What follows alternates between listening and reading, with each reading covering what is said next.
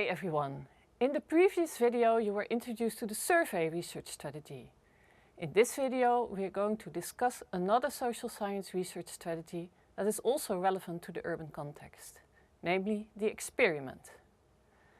An experimental research design is useful when your research objective is to test, where you have a relatively large number of units available, such as households, that are suitable for statistical analysis, and you only have a small number of variables. It is important to know that the experiment reveals a causal relationship between one independent and one or more dependent variables in isolation of a context. That makes the experimental design a good research strategy for effect or impact measurement of a certain policy or intervention. In this video, you will learn when to apply the experimental design as research strategy and what the main challenges are to make that design a valid design. Let me now first introduce you to Mrs. Mwanya Mwale from Zambia. Mwanya works at the Department of Social Welfare of the Ministry of Community Development. She completed her Master in Urban Management and Development at IHS in 2014. In her work, Mwanya was involved with the GRANT program for vulnerable households. This program falls under the Social Protection Fund of the Department of Social Welfare.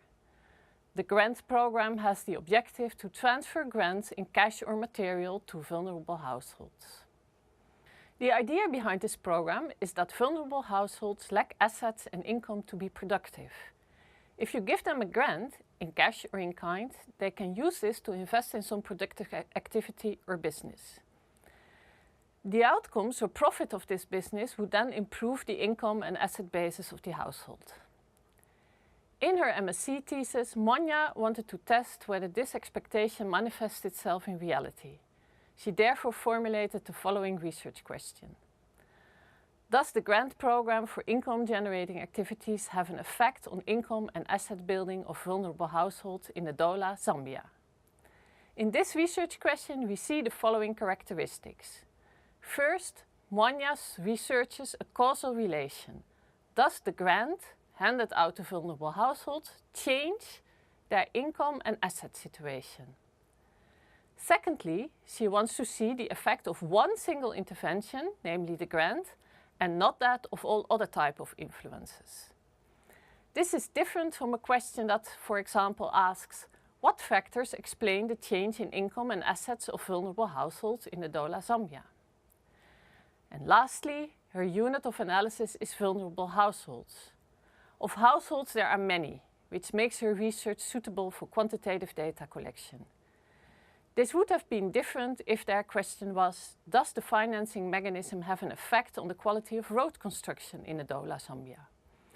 Assuming that there is much less road construction in Ndola than there are vulnerable households, statistical analysis on the road construction would have been difficult. But since her unit of analysis is vulnerable households and not road construction, her research question fits the main criteria to select an experimental design as a valid research strategy. Okay, let's see what the experiment would look like in the case of the grant program for vulnerable households in Zambia. In the first place, it is important that in order to measure any change in the dependent variable, we need to allow time to do its work. In this case, we cannot expect a change in income and assets at the moment the grant is handed over. This time factor we see back in the design of the experiment. The research starts before the intervention takes place. This is time 1.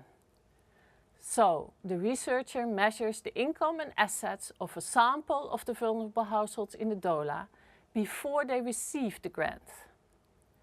We call this baseline information or pre-test. At time 2, the intervention takes place. In this case, it is the handing over of the grants to the vulnerable households. In terms of the experiment, we call this the treatment. Now, at time 3, it seems easy to measure the income and assets again, some while after the households receive the grants, and look at the differences between before and after. Or, in other words, between the pre-test and the post-test result. Now we know how income and assets have changed due to the grant that the households received. Or not. There is an important flaw in this pre-test post-test design. Do you know what it is?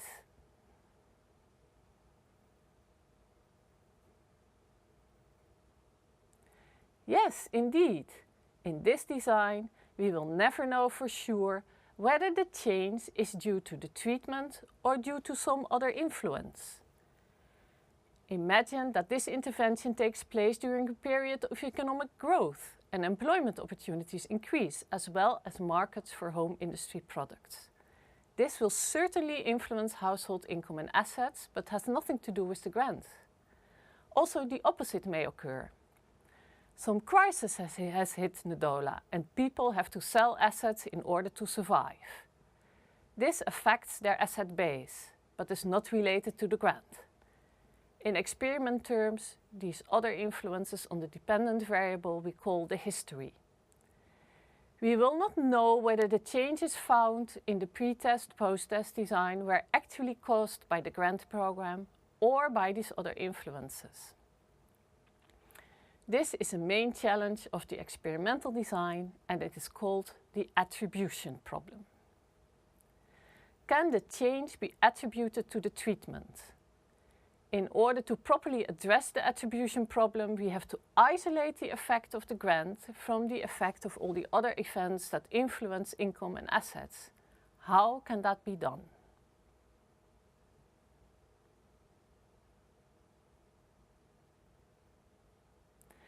Indeed, in the design we have to control for the other influences. First, it is important to understand that the comparison to be made is not between the situation before and the situation after the treatment. It is between the situation with and the situation without treatment. The situation with treatment we call the factual situation, and the same situation without treatment, the counterfactual situation. Of course, it is impossible to measure in a household with a grant what the situation would be without.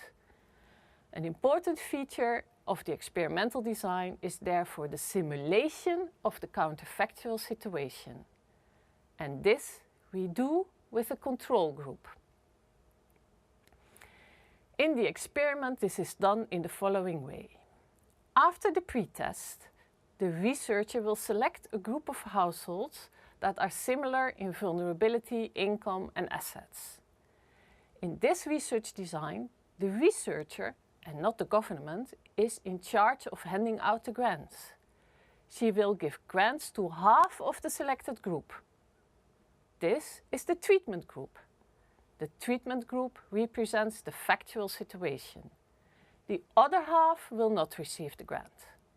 This last group will serve as control group in the experiment. The control group represents the counterfactual situation. It is very important that households are randomly selected into the control or the treatment group. Each household should have the same chance to be part of the one or the other group. Biases, like selecting all households with a disabled breadwinner into the grant receiving group, makes the treatment group less comparable to the control group. Only if treatment and control group are totally comparable in the pretest and randomly selected into each group, the effect of the treatment can be isolated from the other influences. Both groups receive all other influences, but only one group receives the treatment we want to measure. We then conduct a post-test in both groups. In the control group, we will thus capture all other events that influence change in income and assets. In the treatment group, we will capture all other influences plus the effect of the treatment.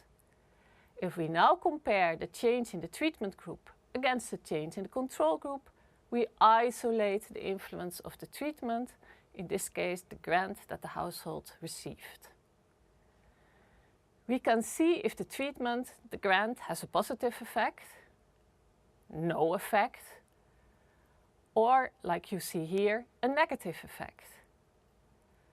Here we can also see the situation in which the treatment has a positive effect, but the other influences have been negative. To recap, an experiment is a quantitative research strategy that tests a causal relation between one independent variable and one or more dependent variables. The attribution problem is a main challenge in the experiment, and the role of the researcher to randomly assign subjects into the treatment or control group is fundamental. Thank you for watching this video. In the next video, I will talk about the variation of the experiment, namely the quasi-experiment.